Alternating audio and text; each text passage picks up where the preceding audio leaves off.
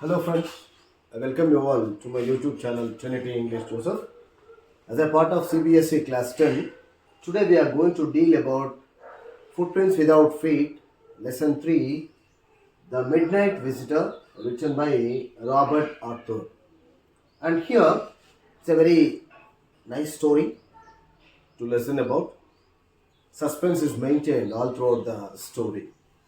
It's a suspenseful short story about the quick-witted secret agent called Ausable, and he outsmarts a rival spy named Max by cleverly inventing a non existent balcony, leading Max to fall to his death when he believes the police are coming. So, this is the basic understanding of the story. The story highlights that intelligence and presence of mind are more powerful than physical strength. Physical strength alone cannot win everything. So, here it highlights the intelligence and the presence of mind. So, this is what the moral that we can learn from this particular story. Asabel, who doesn't look smart, uses his wit to defeat a gun wielding intruder to protect important secret reports, impressing the writer Fowler, who misunderstood him earlier. So this is what we have to understand here. And if you just look at the main characters, we basically have four main characters, but mainly we come across three. First one is Ausable, American secret agent, and the second one is Max, a rival cunning spy, and the third one is Fowler, a writer who visits Ausable. We also have another one more character, Henry. We would learn about it. And the next one is plot summary, how the sequence has continued in the story. The first one is the setup, second one is the intrusion, third one is the trick, and the last one is the climax. So these are all the sequence of events which took place in the story.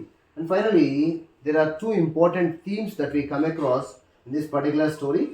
First one is intelligence over the strength and the presence of mind. So these are all the different things. Now let us know the story in detail.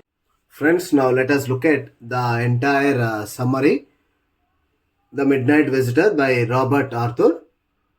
And now, before we commence with the entire story, let us know about the author of this particular story.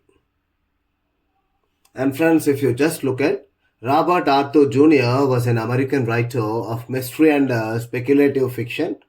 His fame rests on the Mysterious Traveler radio series and his three investigator series of novels. His stories were published in many magazines between 1930 and 1940. He also wrote mystery books for children. He was twice honored by the Mystery Writers of America with his writing partner Edgar. He died in 1969 in Philadelphia. This is a short introduction about this particular great writer. And coming to the characters, the main characters, Ausable, a secret agent, Max, a secret agent, was also a kind of cunning spy, Fowler, a reporter, and Henry, a waiter. So these are all the basic characters that we find in this particular story. And just coming to the detailed summary, the first one is the opening. And at the outset of the story opens with Fowler, a reporter. So probably in need for a good and thrilling news story, he just comes to the spy, secret agent called Ausable, and following Ausable, a secret agent, down the musty corridor of a gloomy French hotel where Ausable had a room on the sixth and the top floor. So here he just had the floor in the sixth floor, and then he was just staying there, Ausable. And coming to Fowler wonders about the physical charisma of all the secret agents he had read or heard about and compares it with that of Ausable, who is fat, heavily accented, and almost testosterone. So he just looks at all the secret agents and then understands that they were all very, very tall, well built, muscular, and everything. And by looking at the charisma of Ausable, he just compares it with the other secret agents, and then he does not make a good impression, especially on the Ausable does not make a good impression on the mind of Fowler.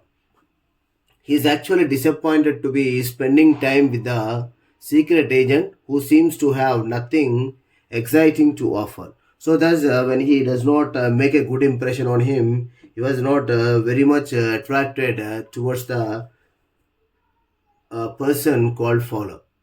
And coming to Asabel, Asabel being a secret agent has figured out that Fowler is disappointed in him. He casually throws it in that Fowler must have expected to see mysterious figures, crack of pistols, intoxicating drinks, etc. So now here, Fowler expected that there should be many great things to happen. So especially he just might have expected about mysterious figures who come and then crack of pistols, firing, running here and there. You might have seen in many action English movies. So he has expected in that way that secret agent to be there and then even intoxicating drinks. So everything he has expected in a very great grand manner which he might have seen or which he might have witnessed in the movies.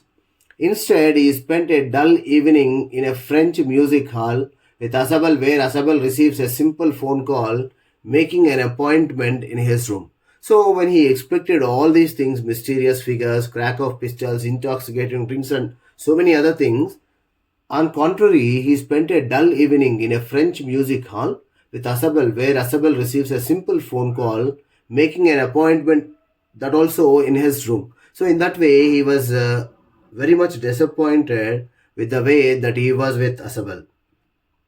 And friends, if you just come here, he further said that although Fowler is disappointed, but he should cheer up because within a few minutes he would witness the transfer of some very important papers for which people have lost their lives and which have the power to change the course of history. So now he says, Asabel says that very soon Fowler is going to witness the change of papers, important documents for which many people have lost their lives and for which it is going to change the course of the history because the witnesses whatever he had were that powerful.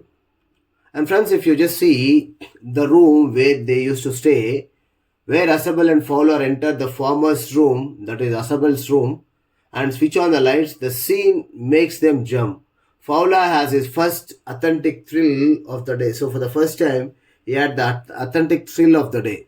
Halfway across the room, a man is standing with a gun in his hands, which is pointed towards them. Now, the moment they enter the room and then switch on the lights, they witness a man standing near in the room, and then he was standing with a gun in his hands, and it was pointed towards those two people, whereas Asabel and then Fowler. And you can just look at this particular person called Asabel. And then now you see the introduction of Max. Max is also another cunning secret spy or agent. Asabel recognizes the man as Max but doesn't show any fear on seeing him with a gun. Max is a slender, shrewd looking man of average height. He is also a secret agent. Asabel asks Max about his purpose for being in the room. Max answers that he wants those reports that Asabel is about to receive. So now whatever the top secret documents, whatever he was receiving, Max asked Asabel to hand him over. So that's what he was just waiting there to get the reports. And if you just see, this is one of the important techniques or important aspects of this particular story about the balcony. Asabel slumps down on his chair and starts talking grimly about the management's carelessness, as this was the second time in a month someone had climbed into his room through the balcony outside. Now here he very soon immediately understood that Max was planning against him and he wanted to secure the documents. He on the spot created a thing called balcony and started a conversation related to that. He says that, or he starts talking about the management's carelessness, as this was the second time in a month someone had climbed into his room through the balcony outside. So now he creates a false balcony and says that someone had climbed into his room through the balcony outside. Fowler tries to see where the balcony is, but all he sees is a window against which the dark night is pressing. Now this particular person, Fowler, wanted to find out where this balcony was, and he looks outside of the window and finds nothing except the window, and which was also a dark night, and nothing appears to him. No balcony appears to him. And Max, visibly surprised, says that he hasn't come through the balcony. He has come in using a pass key. He would have used the balcony had he known there was one. Now, Max, on contrary, says that he had used the pass key and then says that if he knew that there was a balcony, he would also use that particular thing. Now, Ausable goes on to mumble that it's not his balcony. It belongs to the next room. So he says it's not his balcony, and he says that it was the person which the next room. The room in which Ausable lives used to be a part of a bigger unit. The next room used to be the living room which has the entry to the balcony. This balcony still extends under his window. Anyone can access the balcony from an empty room 2 doors down. The management had promised to block it, but they haven't. Now, Ausable gave the explanation, though the balcony does not get open, but the extension, whatever was there in the balcony, was there up to his room and anyone who can access this particular one. So thus he says that Ausable says that he asked the management to block that particular balcony and they have accepted, but they did not do it. That's what he gave the explanation. And you can just see here the layout of the balcony according to Ausable. Originally, window, Ausable's room and entrance. Door to balcony, next room, entrance. Window, empty room and entrance. So as per the words of Ausable, according to his explanation, it was imagined in this way where there was a balcony. So here he only had a window, but there was a door to the balcony in the next room. So Ausable's room, next room, and then an empty room. So this was the picture given by Ausable to Max. So you can just observe so that you understand how he assumed. Now the next one is the knock. Meanwhile, Max waves his gun and commands Fowler to sit because it's still some time before the papers arrive. Suddenly, a knock on the door startles Max. Ausable smiles calmly, says that it is the police whom he had asked to come because he believed that the papers would attract unwanted attention and would require extra protection. Now here, when he just looks at the knock, Max was alerted, and then he just points out the pistol and asks them to just sit down. Then Ausable calmly says that, so I just have asked for some more protection of the police because they are very important papers and any unwanted attention might take place. So that's why I wanted an extra protection. That's the reason why I called the police. That's what he gives the explanation. Ausable asks Max what he would do now since the door is unlocked and the police would enter if Ausable doesn't answer the door. Now, this Ausable says to Max that now there is no other go for you except going through the door, but this is locked, and now if you are just going to unlock it, you are going to face the police. So what are you going to do now? That's what was the question that Ausable put to Max. The hideout. Max waves his gun at Ausable threateningly and tells him to send away the police while he waits outside on the balcony. the knock is repeated. Max jumps out of the window expecting to find a balcony. As he drops, he screams once shrilly. And then, friends, here if you just look at, so Max says to Ausable that I am going to hide in the balcony and until you send the police I would be just there.